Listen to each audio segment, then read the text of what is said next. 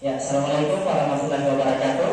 Waalaikumsalam warahmatullahi wabarakatuh. Yang pertama-tama saya ucapkan terima kasih kepada Pak Pengawas yang telah merespon niat saya untuk kegiatan aksi nyata atau sesi berbagi pada modul saya, modul program guru penggerak, yaitu modul 1.4 penerapan budaya positif.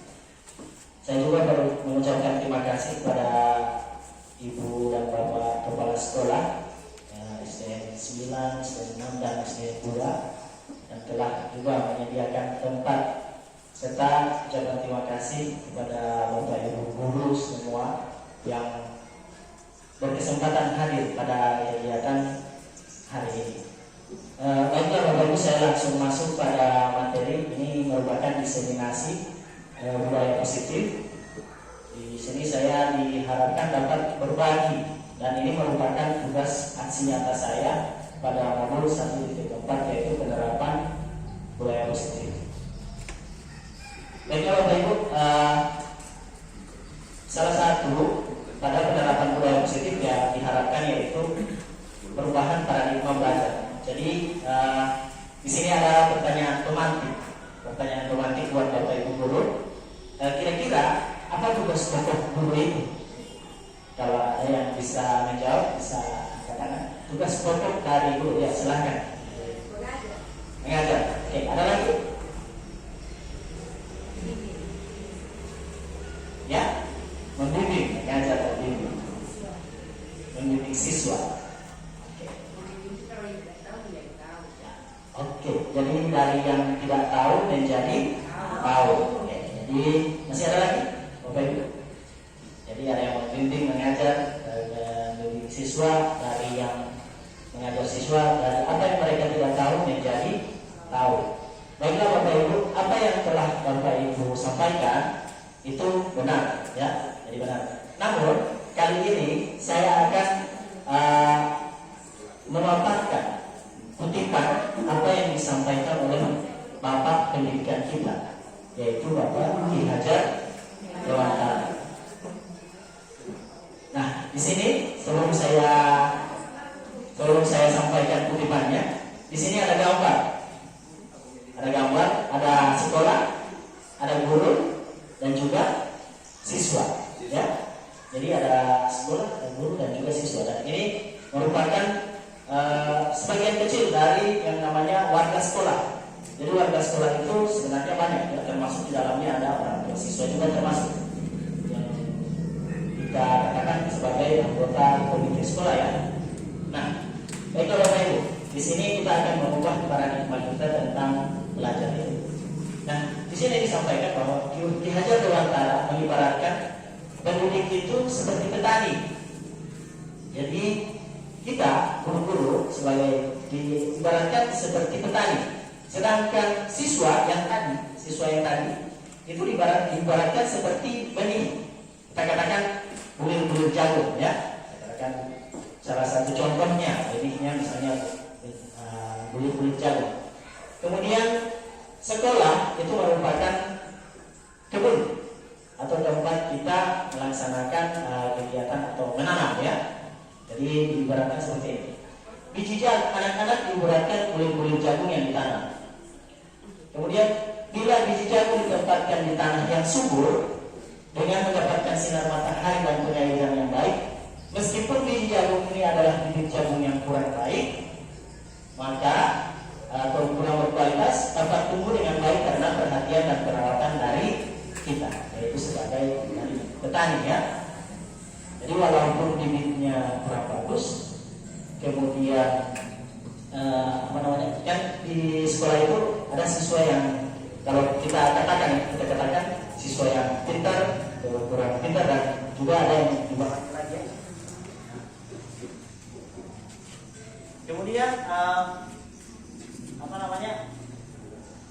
di sini juga dikatakan demikian sebaliknya, meskipun biji jagung itu disemai adalah bibit jagung yang berkualitas, namun tumbuh di lahan yang gersang, tidak mendapatkan pengairan dan pencahayaan matahari, maka biji jagung itu mungkin tumbuh dengan tidak optimal.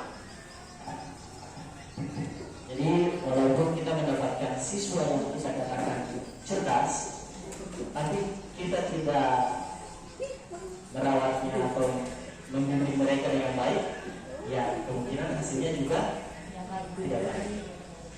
Jadi ini diibaratkan oleh pendidik, kita mengajar Dewantara, diibaratkan sebagai kita sebagai petani.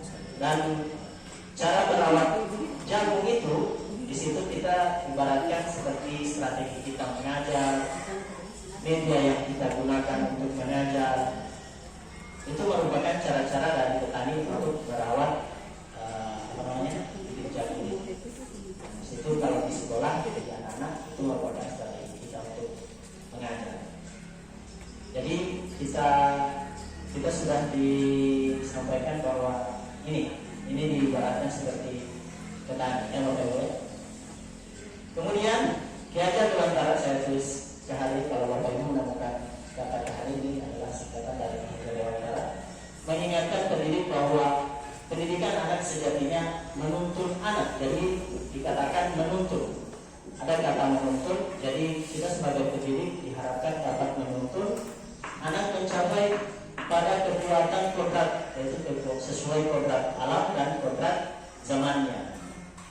Jadi ada yang namanya kodrat alam dan kodrat zaman. Kalau kodrat alam itu, Bapak Ibu, kodrat alam itu berarti berkaitan dengan lingkungannya, berkaitan dengan sikapnya juga, sosialnya juga, termasuk itu lingkungan alamnya. Kita bisa membandingkan anak-anak yang tinggal di pinggir pantai sama dengan anak-anak yang tinggal di daerah pegunungan, ya. Cara bicaranya bagaimana? Pasti yang di pinggir pantai cara bicaranya agak keras, ya, karena tergantung dengan alamnya, karena mereka terganggu dengan suara ombak. Jadi cara bicaranya juga pasti sedikit berteriak. Itulah kondisi alamnya. Sedangkan kodrat zaman, Bapak sekarang zaman disampaikan tadi oleh Bapak pengawas, perkembangan semakin cepat, ya. Kita lihat saja dari contohnya seperti HP kita yang kita gunakan. Baru 1 tahun kita beli merek yang baru, tidak lama lagi muncul yang lebih canggih lagi. Dan itu juga berlaku pada perkembangan pendidikan kita, ya. Kemudian bagaimana kita dapat menuntun anak? Bagaimana kita dapat menuntun anak agar mendapat atau mencapai kekuatannya, ya? Jadi di sini kita menyiapkan lingkungan yang menyenangkan. Jadi seperti tadi petani menyiapkan lahan yang baik. Jadi lingkungan yang menyenangkan, menjaga dan melindungi murid dari hal-hal yang tidak baik.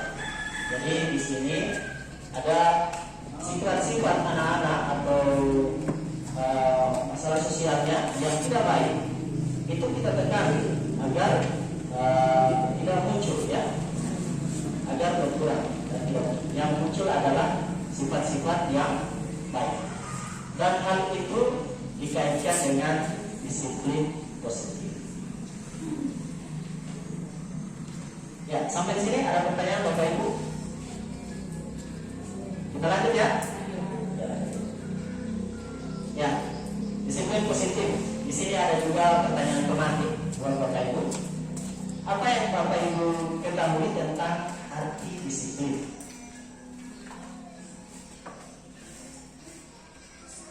Ada yang bisa menyampaikan disiplin itu seperti apa?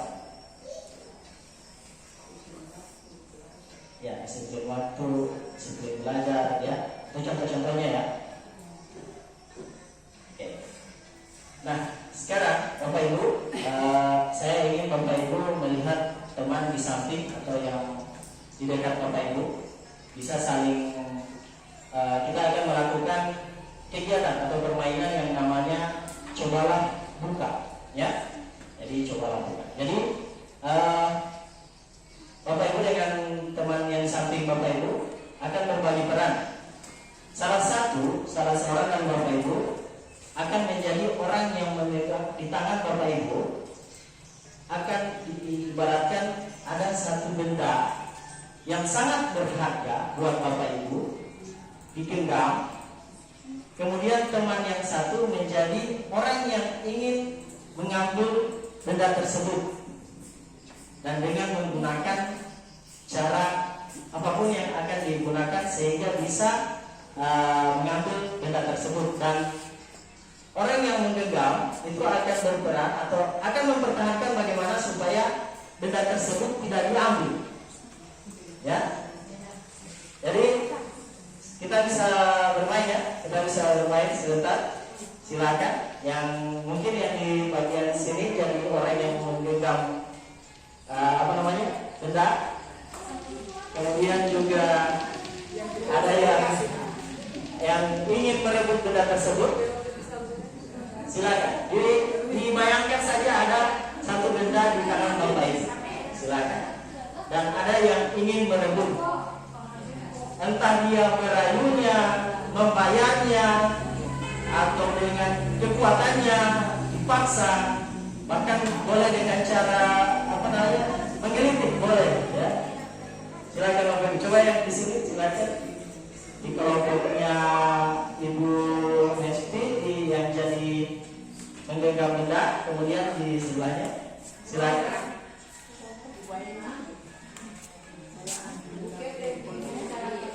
Ya, di Ibu Fatma bisa dengan Ibu silakan.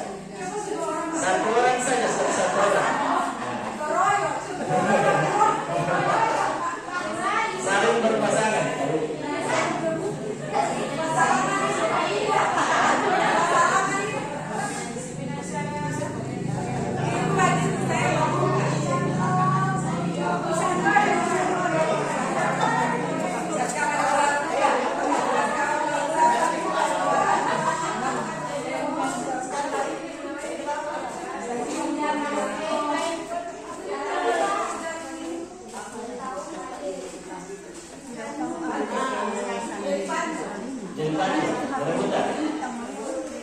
Oke, ada yang berhasil merebut?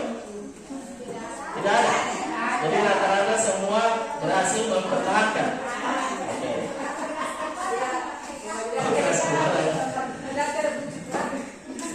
Ya.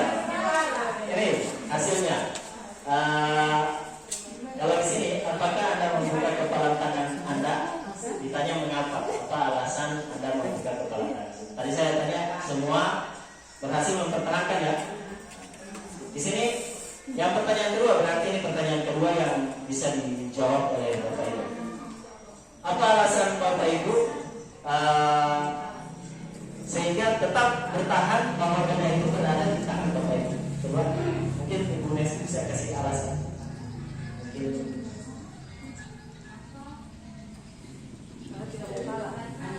bagaimana? Tidak mau kalah.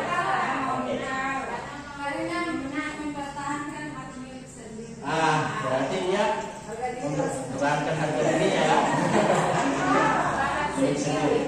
Atau mungkin rayuannya kurang ini ya, kurang kuat ya.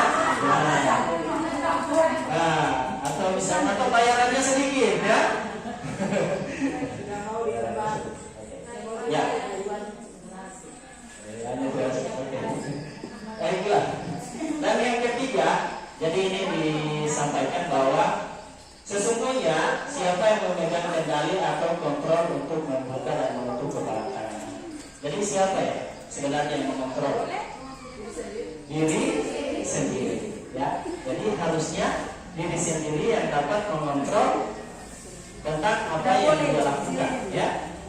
Jadi diri sendiri tidak berpengaruh dengan orang lain ya. Jadi dia diri sendiri yang mengontrol. Baik. Oke, di sini ada makna kata disiplin.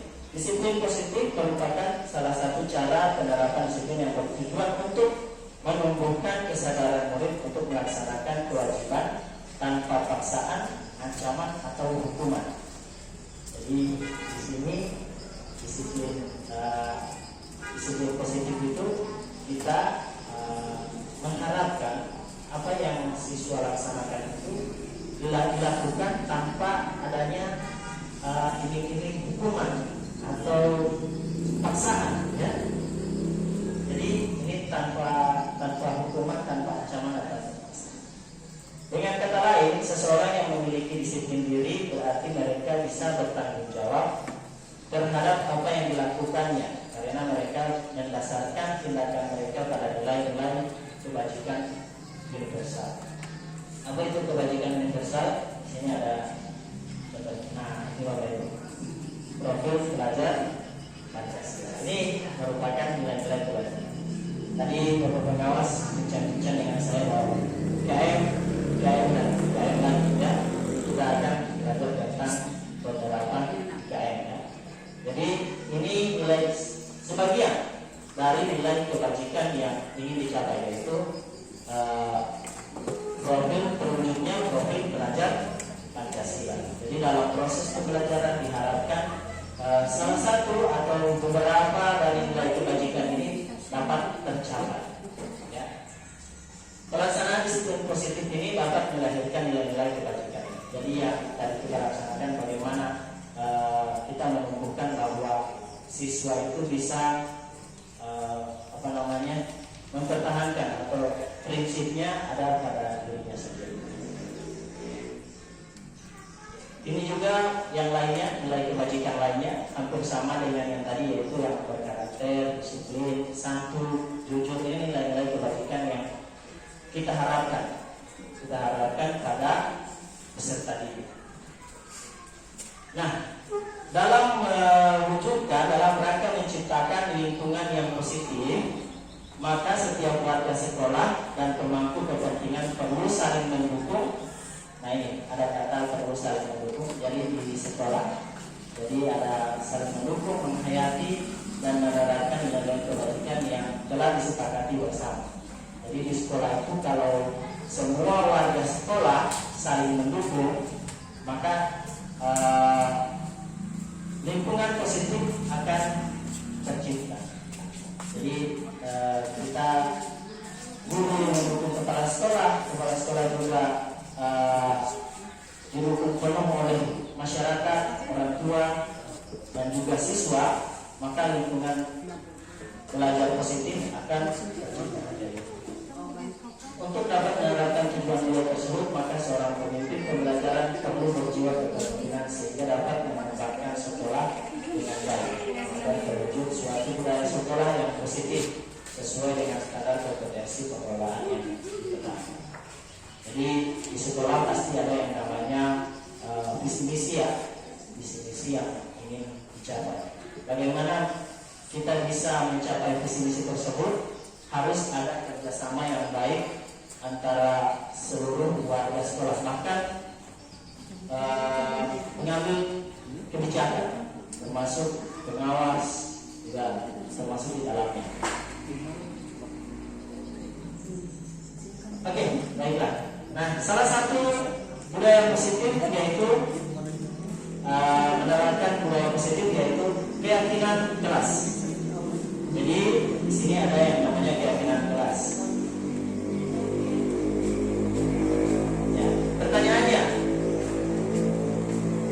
mungkin Bapak Ibu pernah dengar dengan yang namanya keyakinan kelas? Pernah dengar atau pernah tahu? Ya, keyakinan kelas. Belum tahu? Oke. Nah, di sini ada pertanyaan. Mengapa keyakinan kelas? Mengapa tidak peraturan kelas saja? Jadi seolah-olah keyakinan dan peraturan ini hampir sama, ya. Hanya mungkin sumbernya yang berbeda, ya. Jadi di sini ada pertanyaan, mengapa keyakinan kelas? Mengapa tidak peraturan kelas? Mungkin di kelas Bapak Ibu ada peraturannya, ya. Siswa tidak boleh datang terlambat, tidak boleh makan saat pembelajaran, ya. Atau siswa harus atau murid-murid harus menyelesaikan tugasnya, pulang tepat waktu, datang tepat waktu. Itu peraturan, ya. Itu peraturan. Nah, kalau saya katakan peraturan itu berarti itu yang membuat itu siapa? Guru. Ya, guru. Oke. Betul, guru. Guru yang membuat itu. Nah, di keyakinan kelas, kenapa kita mengambil keyakinan kelas? Di keyakinan kelas itu munculnya dari siswa. Jadi itu munculnya dari siswa. Kalau peraturan munculnya dari guru, maka keyakinan kelas itu dibuat bersama-sama dengan siswa, dengan murid. Saya kasih contoh, ya.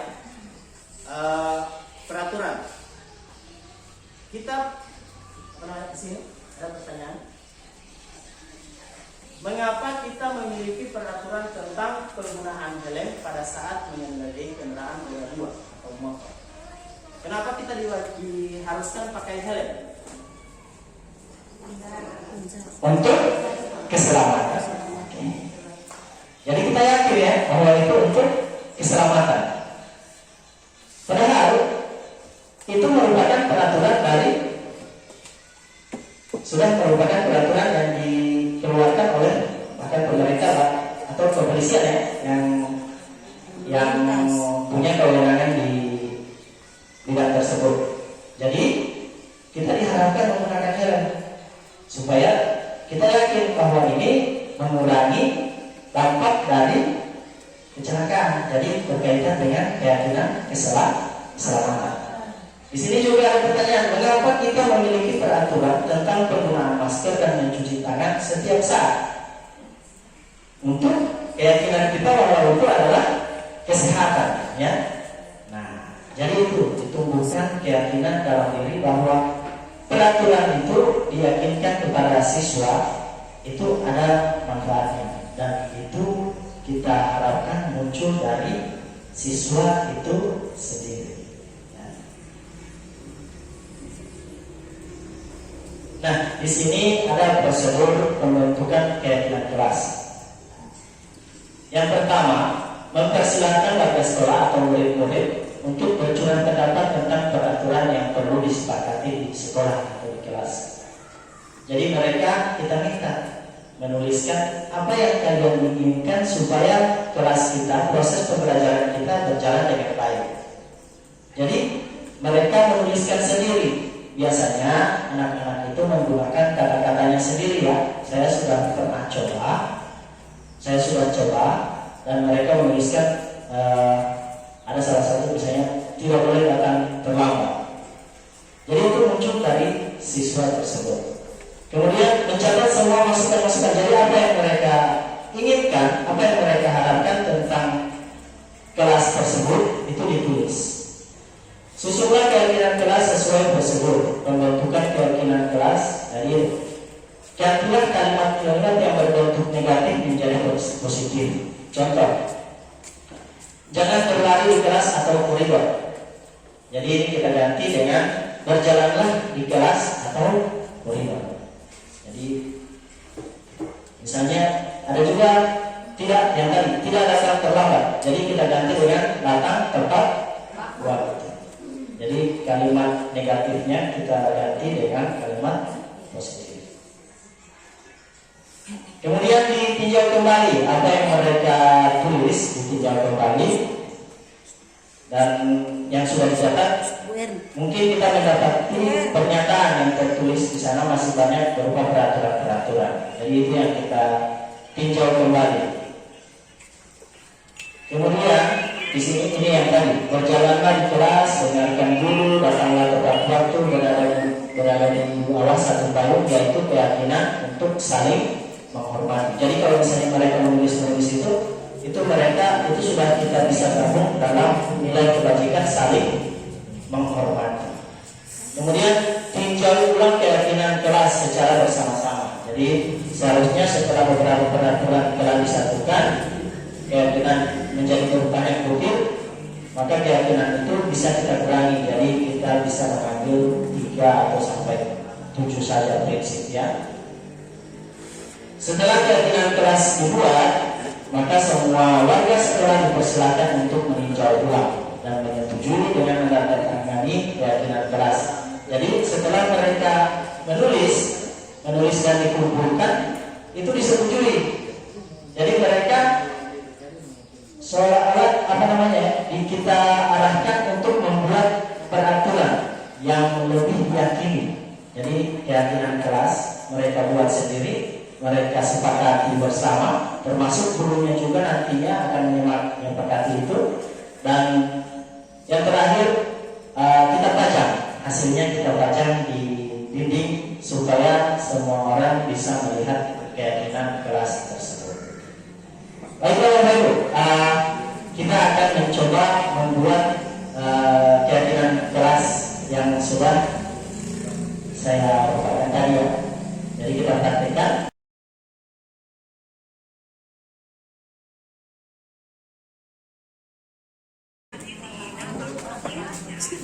Baik-baik, di kertas yang saya sudah bagikan pada Bapak Ibu, silakan dicatat atau ditulis satu keyakinan yang kita buat.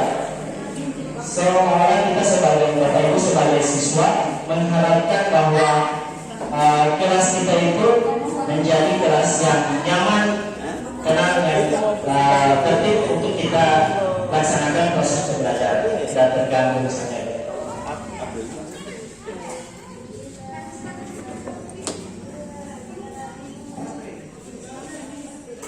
Tidak perlu itu, langsung saja ditulis misalnya peraturan atau keyakinan kelas apa yang ingin yang Bapak Ibu harapkan. Ya, boleh. Kalau sudah, silakan Bapak Ibu tempelkan di sini. Jadi inilah simulasi ya, simulasi bagaimana kita membuat keyakinan kelas. Langsung ditempel.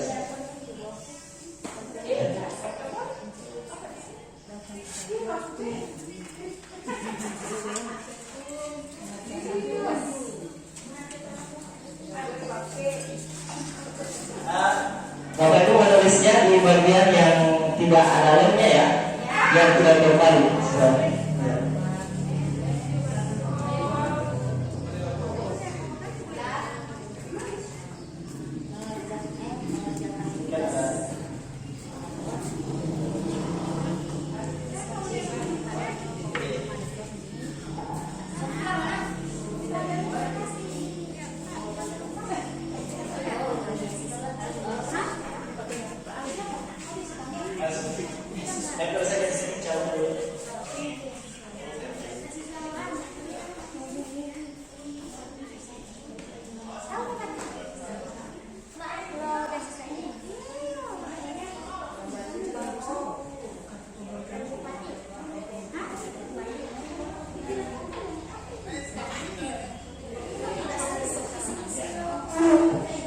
Ditempel saja yang sudah.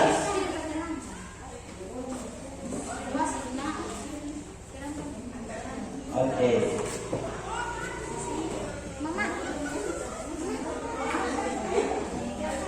Langsung ditempel saja.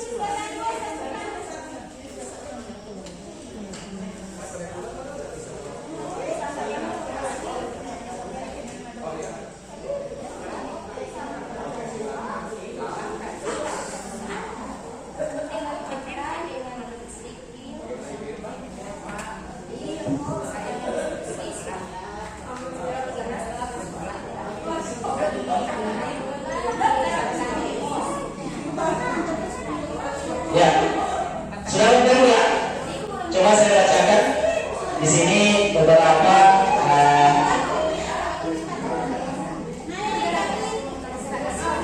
ada yang belum?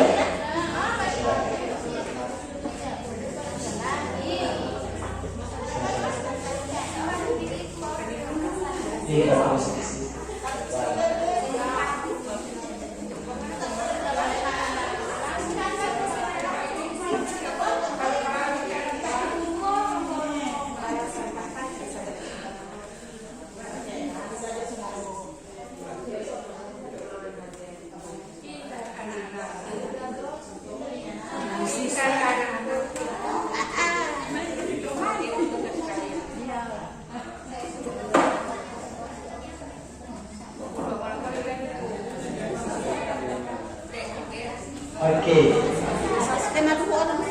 Sudah betul ya? Ya. Jadi di sini saya bacakan saya bacakan apa yang diharapkan oleh Bapak Ibu di kelas. Jadi seolah-olah Bapak Ibu adalah siswa.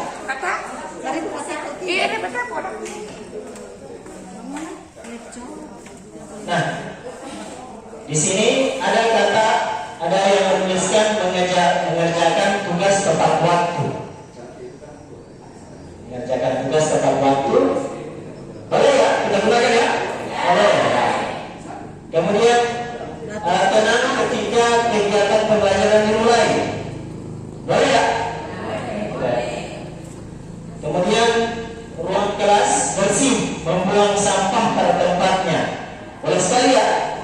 Nah, boleh. Jangan mengobrol, ini ya, jangan mengobrol saat pembelajaran berlangsung. Ya. Jadi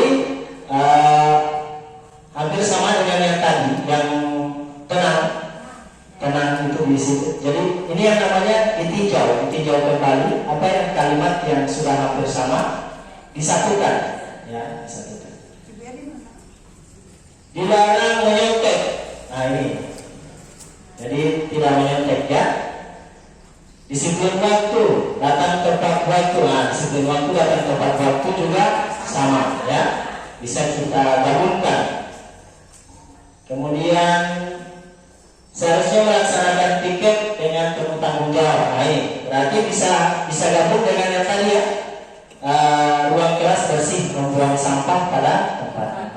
Nah, ini yang perlu kita tinjau dan kita jadikan satu nilai kebajikan dari apa yang disampaikan oleh siswa-siswa yang dituliskan tadi. Setelah itu, setelah kita tinjau, kita buatkan. Jadi anak-anak kita harapkan menandatangani ini supaya muncul dalam diri mereka bahwa aturan ini, nilai keyakinan kelas ini dibuat oleh mereka, ya. Jadi ketika ada kegiatan disipliner yang dilakukan oleh siswa, kita tanyakan nilai keyakinan kelas mana yang telah kalian langgar. Padahal mereka sendiri yang membuat ini, ya. Jadi, ini yang berkaitan dengan keyakinan kelas. Oke, bisa dipahami Bapak Ibu ya? Oke, kita lanjut. Nah, ini keyakinan kelas ini berkaitan dengan dua, ada yang namanya motivasi perilaku manusia dan juga prinsip atau kebutuhan dasar manusia, ya. Jadi motivasi perilaku manusia dan kebutuhan dasar manusia. Di sini ada motivasi perilaku diberikan kasus. Ini ada satu kasus yang diberikan dan ini sering terjadi di kalangan guru maupun siswa. Ini di sini diberi contoh pada guru. Saat Anda perlu hadir di suatu pelatihan, katakanlah in-house training ini, motivasi apakah yang mendasari tindakan Anda? Jadi motivasi apa yang sebenarnya sehingga Bapak Ibu harus hadir di tempat ini? Yang pertama, apakah Anda hadir karena tidak ingin ditegur oleh pengawas? Ya, ini motivasi yang pertama. Takut dapat teguran dari pengawas, kemudian juga mendapatkan surat teguran. Nah, ini motivasinya adalah menghindari ketidaknyamanan atau menghindari hukuman. Jadi yang muncul dalam diri guru itu, dia harus hadir agar dia menghindari ketidaknyamanan. Bila ditegur, kemudian diberi surat peringatan juga, ya. Kemudian yang kedua, motivasi yang kedua yaitu Anda ingin dilihat dan dipuji oleh lingkungan Anda. Nah, ini motivasi dia ingin mendapatkan imbalan atau penghargaan dari orang lain. Begitu juga di siswa, ya. Ada motivasi dia menghindari hukuman, dia datang cepat ke sekolah karena takut dihukum terlambat. Ada juga yang datang ke sekolah lebih pagi supaya dapat pujian dari guru, ya. Begitu juga guru-guru datang ke suatu pelatihan supaya dapat hebat ini Bapak Ibu guru, ya. Kemudian yang ketiga, Anda ingin menjadi pembelajar sepanjang hayat, menjadi orang yang berusaha dan bertanggung jawab serta menghargai banggai diri Anda sendiri sebagai teladan bagi murid-murid Anda. Kira-kira sekarang saat ini Bapak Ibu ada di posisi yang mana? Apakah yang pertama, yang kedua, atau yang ketiga? Tiga. Oke, alhamdulillah ya. Jadi dia bertanggung jawab pada diri sendiri ya. Jadi itu. Jadi tanpa dorongan dari orang lain atau menghindari hukuman atau supaya dapat pujian, dia datang tulus untuk belajar bahwa ada yang akan dipelajari dari suatu pelatihan tersebut. Jadi yang di posisi mereka kita sudah mulai sadar-sadar. Jadi nah, berkaitan dengan motivasi, ada juga yang namanya kebutuhan dasar manusia. Kebutuhan dasar manusia. Di sini diberi kasus, ada kasus atau pertanyaan otomatis. Bu Ambar, guru wali kelas 2A di SD Pelita Hati, sedang bingung menghadapi ulah salah satu muridnya di kelas. Dan beberapa anak di kelas 2A telah datang padanya dan mengeluh Boni yang seringkali meminta bekal makan siang mereka dengan paksa. Jadi si Boni ini mengambil makanan dari teman-temannya, dilapor ke ibu guru. Jika Anda menghadapi situasi seperti Ibu Ambar, apa yang akan Anda lakukan? Menurut Anda, kira-kira apa alasan Boni melakukan ini? Ya, jadi ini berkaitan dengan kebutuhan dasar manusia. Jadi apakah dia untuk bertahan hidup karena lapar, jadi dirampas. Ya. Jadi di sini ada beberapa jawabannya. Ini, apabila jawaban Boni ketika ditanya oleh Ibu Amar adalah karena dia lapar, orang tuanya tidak membawa makanan atau bekal siang, maka ini termasuk pada kebutuhan dasar untuk bertahan hidup. Sudah lapar, ya, sudah lapar, jadi dirampas makanan teman-teman. Kemudian yang berikut, apabila Boni menjawab bahwa alasannya mengambil bekal temannya karena dia merasa senang temannya jadi memperhatikan dia ketika temannya melaporkan tindakannya pada ibu guru, maka ini adalah kebutuhan, dia butuh kasih sayang dan rasa diterima.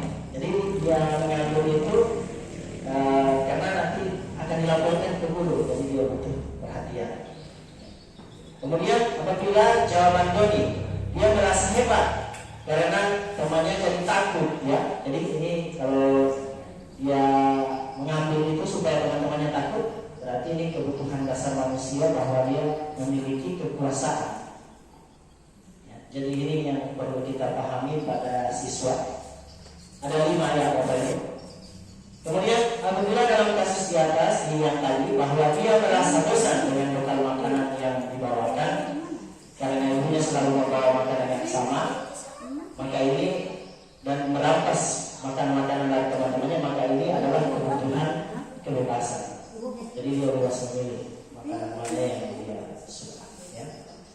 Kemudian apabila jawabannya ya dia hanya menikmati ekspresi wajah teman-teman yang kesal ya karena makanannya diambil, nah maka ini adalah memenuhi kebutuhan hanya kesenangan saja ya. Yang mengganggu hanya usil ya, jadi kesenangan saja ya. Jadi diambil, jadi ada macam-macam alasannya. Jadi itu yang perlu kita telusuri, kita cari tahu. Jadi kalau misalnya ada anak yang melakukan kegiatan indisipliner, maka tanggung jawab kita mencari tahu atau bertanya apa alasannya. Ya. Nah ini kebutuhan dasar tadi ya, kebutuhan dasar yaitu bertahan hidup, kasih sayang dan rasa diterima, kemudian kebebasan, kesenangan ya. Jadi kemudian dengan penguasaan. Jadi ini 5 dasar ya. Hanya untuk kesenangan. Nah, bagaimana kita menanggapi ada siswa-siswa yang melakukan kegiatan indisipliner atau melanggar keyakinan kelas yang telah mereka buat, ya. Jadi seperti kasus si Boni tadi. Ya. kita ada di posisi kontrol ya. Jadi kalau misalnya ada siswa yang melanggar keyakinan kelas, nah di sini ada posisi kontrol guru. Yang pertama sebagai pendukung, kedua sebagai pembuat rasa bersalah, ketiga sebagai teman, keempat pemantau, dan kelima sebagai manajer. Ya. Kalau di sini di posisi kontrol ini kira-kira kita sering berada di posisi yang mana? Ya. Yang pertama pendukung, ya, pendukung. Ada yang lain mungkin di posisi membuat rasa bersalah, ya. Jadi kalau yang pendukung jelas ya, ketika ada anak-anak yang melanggar, misalnya datang terlambat, langsung dihukum lari ke apa, itu langsung hukuman, ya, hukuman yang diberikan. Kalau pembuat rasa bersalah, jadi misalnya ada guru di kelas sedang tidur. Ya, ketika guru datang, jadi langsung ini biasa terjadi di kelas saya datang. Kenapa ribut?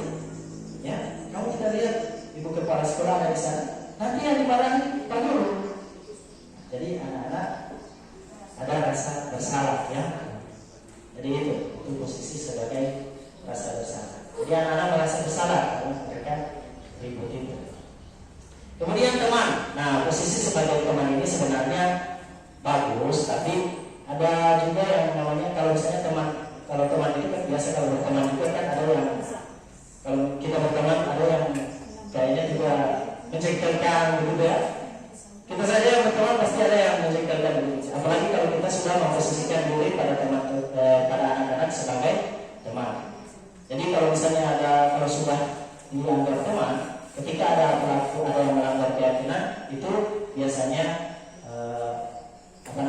tindakannya akan melompat. Ya. Jadi tindakannya itu jadi begini, misalnya ayolah kerjakan itu ini nanti Pak Guru bantu. Gitu. Ini kan jadi teman, ya. Jadi seolah-olah anak sudah mengharapkan penuh pada guru. Kalau yang sebagai pemantau, ini dia berdasarkan data, ya. Jadi dilihat pemantau itu, misalnya ada anak yang melanggar, langsung ditanya dengan nada yang keras, jadi tegas. Kamu sudah melanggar ya, jadi besok nilai kamu Pak Guru kurangi ya, atau dikurangi bintangnya. Ini sebagai pemantau. Ya. Kemudian kalau sebagai manajer, ini yang diharapkan ada dalam diri kita sebagai guru, diharapkan kita berada pada posisi kontrol sebagai manajer. Kalau manajer itu dia segala tindakannya itu dilakukan secara teratur. Jadi di sini kalau di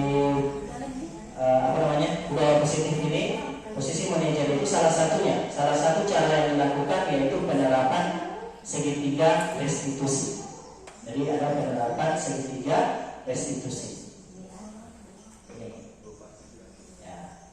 Jadi ada penerapan segitiga restitusi ya. Ini mungkin Bapak Ibu pernah menerapkan ini, tapi tanpa sadar Bapak Ibu sudah menerapkan salah satu atau dua langkah tentang segitiga restitusi. Ya, saya pun demikian. Kadang-kadang kalau saya sedang tanpa sadar setelah saya ketahui segitiga restitusi, ternyata beberapa langkah itu ada yang sudah saya terapkan sebelumnya. Ya. Nah di sini apa itu restitusi? Restitusi adalah proses menciptakan kondisi bagi murid untuk memperbaiki kesalahan mereka, ya, sehingga mereka bisa kembali pada kelompok mereka dengan karakter yang lebih kuat. Restitusi juga proses kolaboratif yang mengajarkan murid untuk mencari solusi untuk masalah mereka dan membantu murid berpikir tentang orang seperti apa yang mereka ingin menjadi atau tujuan mulia mereka, dan bagaimana mereka harus memperlakukan orang lain. Restitusi, 9 ciri restitusi di sini bukan untuk menebus kesalahan, namun untuk belajar dari kesalahan, memperbaiki hubungan. Ya, jadi Kemudian ada tawaran, bukan paksaan. Jadi ditawarkan, ya. Tawarkan kamu mau memperbaikinya atau tidak, ya.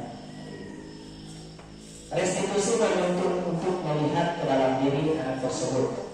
Restitusi mencari kebutuhan dasar yang mendasari tindakan. Jadi ini, restitusi adalah cara yang paling baik. Restitusi berfokus pada karakter bukan tindakan. Juga berfokus pada solusi. Kemudian mengembalikan murid yang berbuat salah pada kawannya. Nah ini segitiga atau segitiga dari sesi segitiga restitusi ada 3 ya. Berarti 3 ini sesi dasar, sesi menstabilkan identitas. Bagian dasar dari segitiga restitusi ini bertujuan untuk mengubah identitas anak dari orang yang gagal karena melakukan kesalahan menjadi orang yang sukses. Anak yang melanggar peraturan karena sedang mencari perhatian adalah anak yang sedang mengalami kegagalan. Jadi dia mencoba untuk memenuhi kebutuhan dasar yang tadi, yang kebutuhan dasar manusia tadi, namun ada berkurang. Jadi kita juga tidak boleh mengkritik dia, ya. Maka kita akan tetap membuatnya dalam posisi gagal. Jadi anak yang sudah membuat kesalahan itu jangan dikritik, ya. Nah, kita bisa menggunakan beberapa pertanyaan ini yang menstabilkan identitas. Ini kalimat-kalimat yang bisa kita gunakan, ya. Berbuat salah itu adalah sesuatu yang wajar. Jadi misalnya kamu berbuat salah, itu adalah hal yang wajar, ya.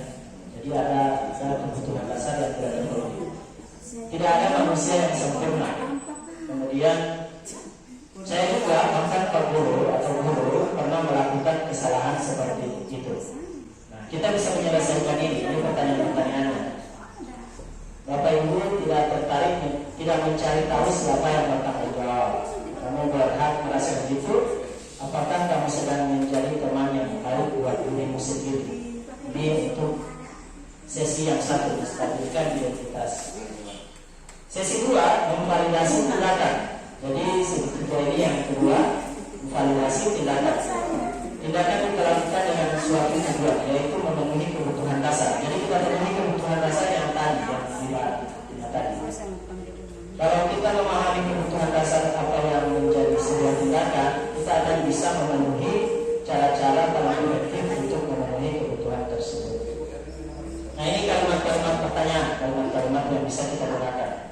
Jadi misalnya ada siswa melanggar, kita bisa gunakan untuk memvalidasi tindakan setelah pertanyaan tadi. Kamu bisa melakukan bahwa kesalahan itu sangat wajar dilakukan. Padahal kamu bisa melakukan hal yang lebih parah dari itu. Misalnya ada siswa yang berkelahi, bisa jadi dia lebih parah dalam berkelahi dengan temannya yang satu, ya. Kemudian tanyakan, mereka punya alasan. Pasti mereka punya alasan ketika mereka melakukan tindakan disipliner tersebut. Kemudian kamu boleh mempertahankan itu, namun ada hal baru yang perlu kamu pelajari. Sini kemudian yang ketiga, menanyakan keyakinan. Jadi keyakinan ini berkaitan dengan keyakinan yang telah kita buat pertama. Ada keyakinan yang telah kita buat. Kita tanyakan keyakinan kelas mana yang telah kamu langgar. Jadi biasanya kalau kita tanya seperti itu, mereka akan menjawab sesuai keyakinan yang mereka sudah tulis, ya. Jadi, kemudian di sini ada pertanyaan, apa yang kita percaya sebagai kelas atau keluarga, apa nilai yang telah kita sepakati, yang tadi nilai kelas dan nilai keyakinan kelas. Kemudian hal yang perlu diperhatikan, ya. Perilaku yang salah perlu dikaitkan dengan nilai-nilai keyakinan yang tadi yang sudah dibuat. Jadi kalau ada tindakan disipliner itu kita harus kaitkan dengan keyakinan yang sudah kita buat bersama siswa. Kemudian ada kesediaan dan usaha murid untuk mau memperbaiki kesalahan. Kemudian ada pemecahan sebisa mungkin, pemecahan masalah yang relevan. Dan tanyakan kapan mereka akan merubah identitas gagal tersebut menjadi identitas yang sukses. Ya, ini guru bergerak Indonesia. Jadi Bapak Ibu sampai di sini untuk penyampaian materi saya tentang penerapan budaya positif. Mungkin ada yang ingin bertanya atau bertanya tentang materi yang sudah disampaikan berkaitan dengan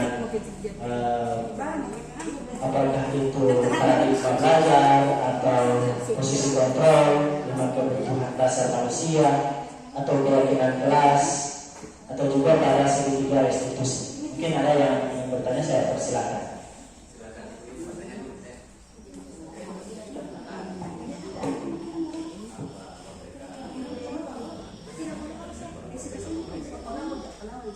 Ada yang ingin bertanya?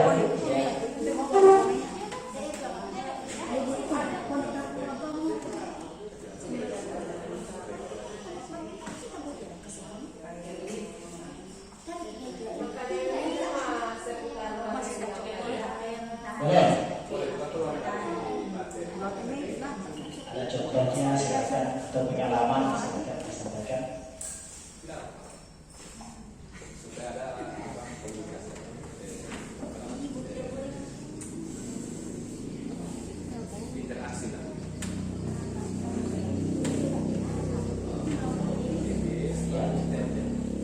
Kalau di sini saya tulis ada keyakinan sekolah dan keyakinan kelas. Kalau tadi saya memberikan contoh di keyakinan kelas. Sudah jelas Bapak Ibu untuk penerapan budaya positif. Oke, kalau sudah paham, baiklah Bapak Ibu, demikian penyampaian materi tentang penerapan budaya positif sebagai bentuk aksi nyata saya pada modul 1.4 calon guru bergerak. Demikian dari saya, lebih dan kurangnya mohon maaf. Wabillahi taufiq wal hidayah. Assalamualaikum warahmatullahi wabarakatuh. Waalaikumsalam warahmatullahi wabarakatuh. Saya kembalikan ke Bapak Pengawas. Baik Bapak